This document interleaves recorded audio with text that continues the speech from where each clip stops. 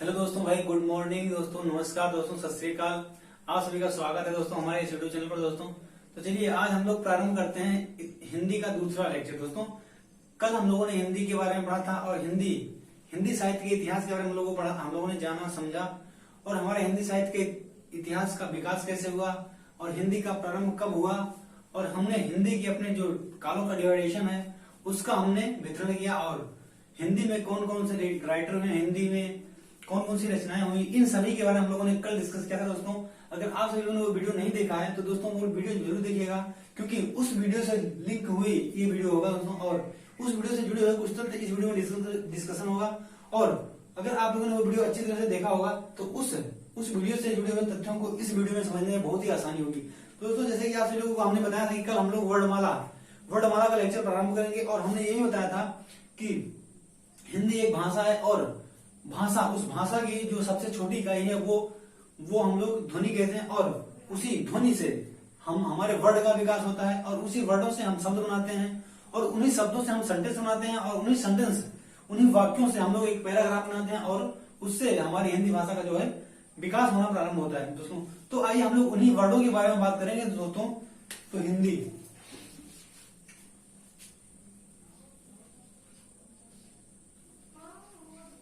हिंदी में दोस्तों, हिंदी में हम लोग वर्णमाला पढ़ेंगे दोस्तों। हिंदी में हम लोग पढ़ेंगे वर्णमाला।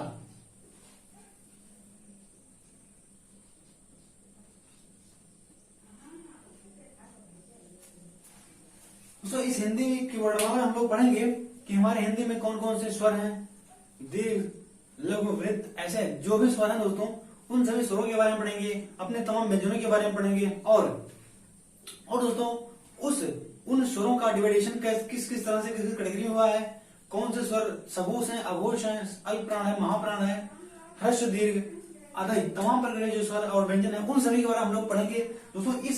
इस चैप्टर से यानी कि वर्णमाला के ये जो चैप्टर है इस चैप्टर से अक्सर एग्जाम में जो है दोस्तों एक क्वेश्चन तो 100% एंड डेफिनेटली एक क्वेश्चन इस लेक्चर से जरूर आता है दोस्तों। तो ये वीडियो बहुत अच्छी तरह देखिए, जिस भी एग्जाम में हिंदी आती है दोस्तों उस लेक्चर में या उस पेपर में दोस्तों इस एग्जाम में हिंदी के इस चैप्टर से एक क्वेश्चन जरूर आए। तो वर्णमाला में वर्ण तालिका हम लोग पढ़ेंगे और इसी वर्ण तालिका में हम लोग वर्णों को दो भागों में डिवाइड करेंगे दोस्तों।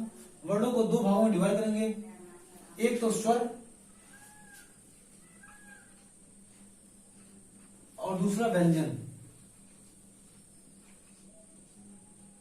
दोस्तों आप सभी लोगों को पता होगा कि हमारे हिंदी में कुल टोटल 49 प्लस 3 यानी कि 52 वर्ड है दोस्तों। 52 वर्ड है दोस्तों, उन्हीं के बारे में हम लोग आज डिस्कशन करेंगे। तो आइए हम लोग स्वर और व्यंजन के बारे में डिस्कशन करेंगे दोस्तों। तो व्यंजन यानी कि स्वर को हम लोग स्वर की अगर बात करें और व्यंजन की हम लोग बात करें तो दोस्तों स्वर को हम लोग दो पार्ट में पुनः डिवाइड करेंगे दोस्तों। स्वर को हम लोग फर्दर 2 पार्ट में डिवाइड करेंगे। एक को हम लोग कहेंगे ह्रस्व स्वर और दूसरे को हम लोग कहेंगे दीर्घ स्वर।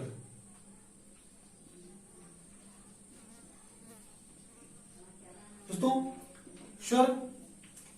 स्वर में ह्रस्व स्वर और दीर्घ स्वर। दोस्तों स्वर छोटा आ से लेकर आहा तक के जितने भी होते हैं, छोटा आ से लेकर अंगा आहा तक जितने भी होते हैं वो हमारे स्वर होते हैं।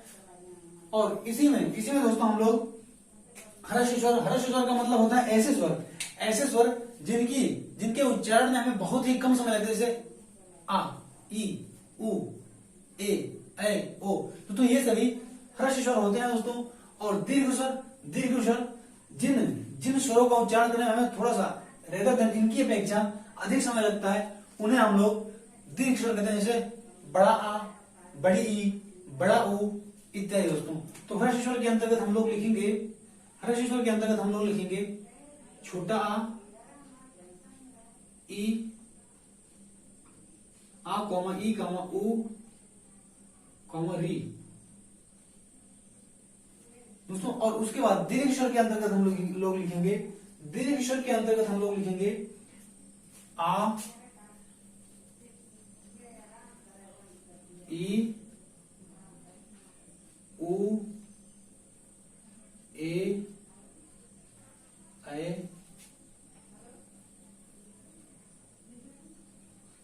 ली। दोस्तों दीर्घ स्वर के अंतर्गत हम लोग लिखेंगे ए ओ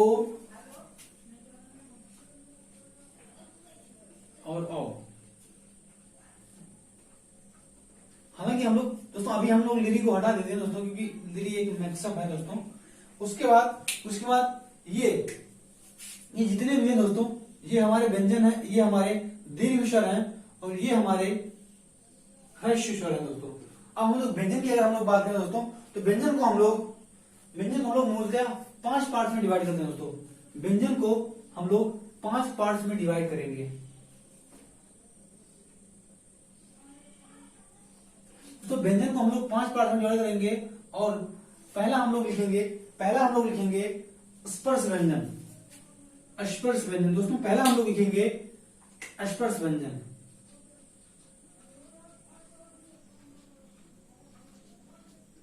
और सेकंड नंबर पर हम लोग लिखेंगे ऊष्म व्यंजन।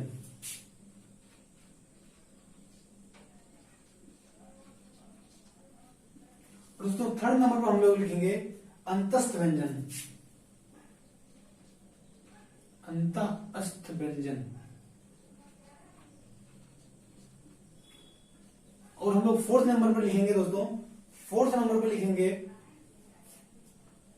आगत व्यंजन। आगत व्यंजन।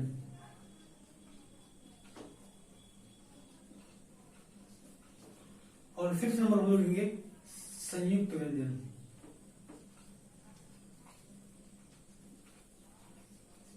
दोस्तों स्पर्श व्यंजन के अंतर्गत अगर हम लोग बात करें दोस्तों, तो स्पर्श व्यंजन के अंतर्गत दोस्तों हम लोग लिखेंगे का से पा वर्ड तक, का से लेकर पा वर्ड तक, का से लेकर पा वर्ड तक जितने भी व्यंजन आते हैं दोस्तों, का से लेकर पा वर्ड तक जितने भी व्यंजन आते हैं उन सभी को हम लोग स्पर्श व्यंजन के नाम से जानेंगे। और इसमें हम लोग दो और ऐड करते हैं दोस्तों, ड़ा और ढा। इन दोनों को हम लोग और ऐड करते हैं दोस्तों। तो इसमें टोटल का से पा वर्ड तक अगर हम लोग देखें दोस्तों, तो 25 यानी कि 25 प्लस 2 यानी कि 27 इज इक्वल टू 27, यानी कि कुल 27 वर्ड दोस्तों, 27 वर्ड स्पर्श व्यंजन के अंतर्गत आते हैं। और ऊष्म व्यंजन दोस्तों, ऊष्म व्यंजन की अगर हम लोग बात करें तो ऐसे व्यंजन जिसको बोलने से हमारे मुंह से श यानी कि उष्मा जैसी यानी कि शा ऐसी आवाज निकलती है दोस्तों, उष्मा निकलती है दोस्तों, उसे हम ऊष्म व्यंजन कहते हैं। जैसे शा यानी कि छोटा सा दोस्तों, छोटा सा, षष्ठी शा और बड़ा शा। उसके बाद दोस्तों हा। ये जो चार व्यंजन है दोस्तों, ये ऊष्म व्यंजन के अंतर्गत आते हैं। और अंतस्थ व्यंजन दोस्तों, अंतस्थ व्यंजन की बात करें अगर हम लोग, तो अंतस्थ व्यंजन के अंतर्गत या, रा, ला और वा आते हैं दोस्तों। अंतस्थ व्यंजन के अंतर्गत दोस्तों या आते हैं, रा आता है और ला आता है और वा आता है, यानी कि ये अंतस्थ व्यंजन है। और आगत व्यंजन दोस्तों, अगर आगत व्यंजन की हम लोग बात करें तो आगत व्यंजन में केवल और केवल दो व्यंजन आते हैं दोस्तों, जा और फा। आगत में दोस्तों जा और फा, ये केवल और केवल 2 व्यंजन आते हैं दोस्तों। और संयुक्त व्यंजन की बात अगर हम लोग करें, संयुक्त जैसे कि आप लोगों को नाम से ही पता चल होगा, संयुक्त मीन्स मतलब एक या दो शब्द, 2 वर्ड जुड़कर जो अलग अलग वर्ड बनाते हैं उन्हें हम संयुक्त व्यंजन के नाम से जानते हैं।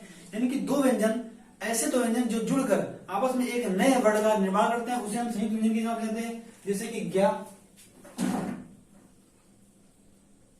हो गया, त्रा हो गया, छा हो गया दोस्तों, ये सभी और श्रा हो गया, ये सभी दोस्तों संयुक्त व्यंजन कहलाते हैं दोस्तों। तो ह्रस्व स्वर दोस्तों, वर्णमाला यानी वर्ण तालिका को हम लोग 2 पार्ट में डिवाइड किए थे, स्वर और व्यंजन दोस्तों। और स्वर को भी हम लोग 2 पार्ट में डिवाइड किए, ह्रस्व स्वर और दीर्घ स्वर।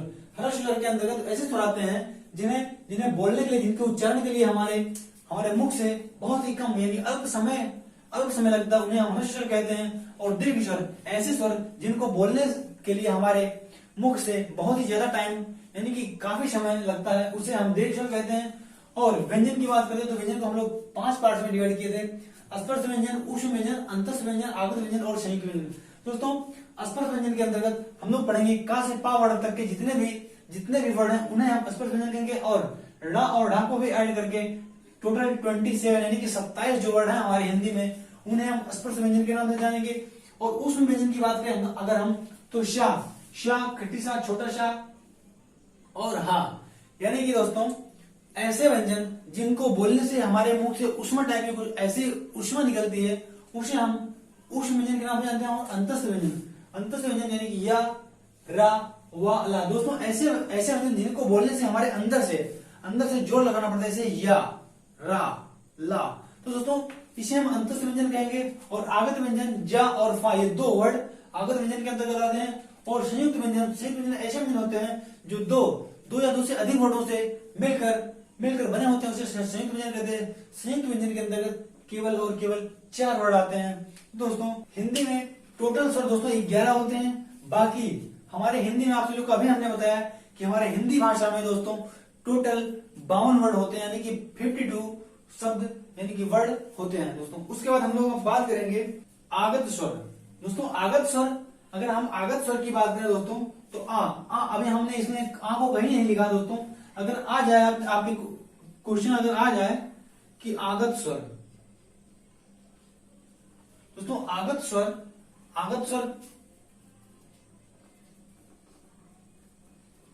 स्वर किसे कहते हैं, तो आपका आंसर होगा यानी कि उत्तर होगा आ। तो ये जो आ होता है ये आपका आगत स्वर होता है दोस्तों। और अर्ध स्वर की बात करें अगर हम लोग, तो अर्ध स्वर की बात अगर हम लोग करें दोस्तों तो ई, बड़ी ई, ए और ए यानी कि अर्ध स्वर दोस्तों ई, ए और ए, ये दोस्तों ये 4 अर्धस्वर होते हैं। दोस्तों इन चारों को हम लोग अर्धस्वर के नाम से जानते हैं, यानी कि ये चारों अर्धस्वर के नाम से जाने जाते हैं। और दोस्तों मध्य स्वर जो दोस्तों जो होता है, अगर आप सभी लोगों से कभी क्वेश्चन पूछ लिया जाए कि मध्य स्वर किसे कहते हैं, तो मध्य स्वर आ को माना जाता है। दोस्तों आ जो है ये मध्य स्वर है। और उसके बाद दोस्तों हम लोग पढ़ेंगे पश्च स्वर के अंतर्गत दोस्तों ये सभी आ और अंग ये सब आ जाते हैं दोस्तों, उसे हम पश्च स्वर कहते हैं। और उसके बाद विवृत स्वर दोस्तों, विवृत स्वर के अंतर्गत आप लोगों से कभी क्वेश्चन पूछ लिया जाए विवृत स्वर किसे कहते हैं,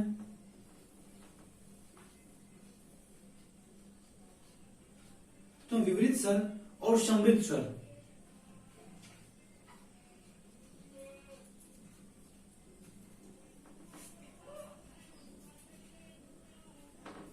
विवृत स्वर और समृद्ध स्वर दोस्तों समृद्ध स्वर छोटी ई और दोस्तों समृद्ध स्वर बड़ी ई और बड़ा ऊ, बड़ी ई और बड़ा ऊ को हम लोग समृद्ध स्वर कहते हैं दोस्तों। और विवृत स्वर की बात करें अगर दोस्तों, विवृत स्वर की बात करें तो ए, आ, ओ, औ। दोस्तों ए, आ, ओ और औ, ये दोस्तों विपरीत स्वर बोले जाते हैं दोस्तों। हिंदी में हमारे विपरीत स्वर अगर आपसे क्वेश्चन आ जाए तो ये चारों विपरीत स्वर होते हैं दोस्तों। और अगर कभी क्वेश्चन पूछ जाए कि हमारे हिंदी भाषा में कितने व्यंजन है दोस्तों, तो टोटल व्यंजनों की संख्या 41 है दोस्तों। हमारे व्यंजनों की संख्या 41 है। और स्पर्श व्यंजनों की संख्या अगर पूछ ली जाए तो स्पर्श व्यंजन जो भी हैं वो 27 यानी कि 27 स्पर्श व्यंजन है हमारे हिंदी वर्णमाला में। और अंतस्थ व्यंजनों की संख्या 4 है, यानी कि ये जो है ये अंतस्थ व्यंजन है, ये 4 अंतस्थ व्यंजन है। और ऊष्म व्यंजन 4 है। और स्पर्श व्यंजन 27 है, आगत व्यंजन 2 है और संयुक्त व्यंजन जो है आपके 4 है दोस्तों। अब हम लोग पढ़ेंगे जो हमारे एग्जाम में काफी काफी हद तक क्वेश्चन यहीं से आते हैं दोस्तों। इस यहीं से जो हम लोग आप सभी लोग को अभी बताने जा रहे हैं, एग्जाम में अक्सर क्वेश्चन यहां से जरूर पूछा जाता है, अल्प प्राण और महाप्राण से दोस्तों। तो दोस्तों आइए हम लोग उसके बारे में चार्ट बनाते हैं और उसके बारे में समझते हैं दोस्तों।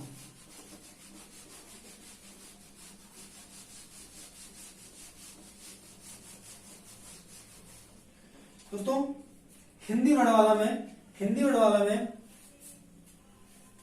अल्प प्राण, महाप्राण, अघोष और सघोष, इन चारों से क्वेश्चन अधिकांशतः क्वेश्चन पूछे जाते हैं दोस्तों।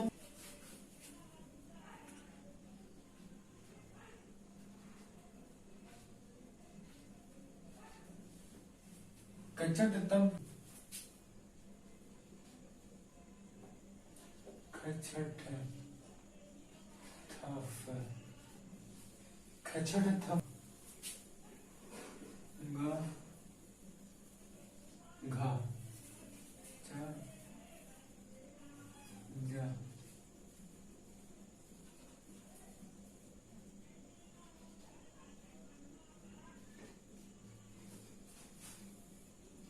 ना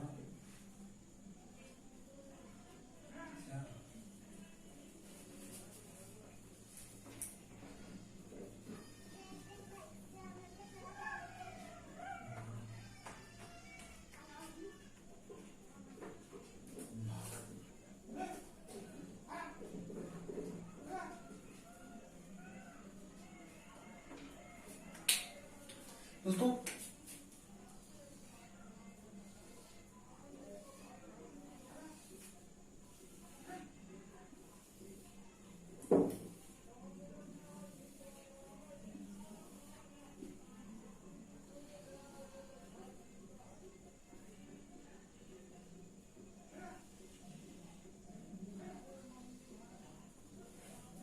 दोस्तों ये चार्ट हमने आप सभी लोगों के सामने बनाया है दोस्तों। कि दोस्तों कि आप सभी लोगों को बता दें कि जो का वर्ड है दोस्तों, ये का से का चा टा ता प, यानी कि कचड़ तप, खचड़ धप, गजड़ धप और घचड़ धप, और ये वाला अणा वाला सीरीज है दोस्तों। इन सभी में कौन सा सघोष है, कौन सा अघोष है, कौन सा अल्प प्राण है और कौन सा महाप्राण है दोस्तों। तो आप सभी लोगों को बता दें कि अघोष यानी कि पहला अघोष है,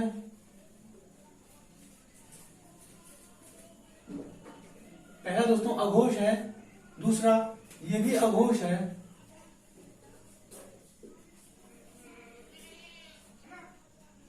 बाकी ये तीनों सघोष हैं।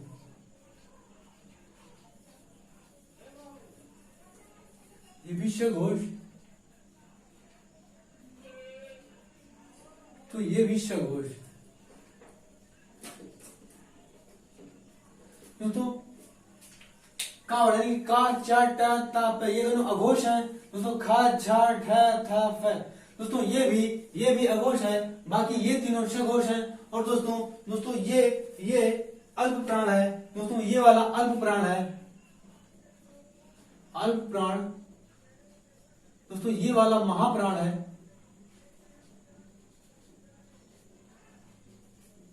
ये अल्प प्राण है। तो यहां लिख दे रहे हैं अल्प प्राण, तो ये वाला महाप्राण है, तो ये वाला महाप्राण है और ये वाला दोस्तों अल्प प्राण है दोस्तों। ये वाला अल्प प्राण नासिक है, अल्प प्राण नासिक।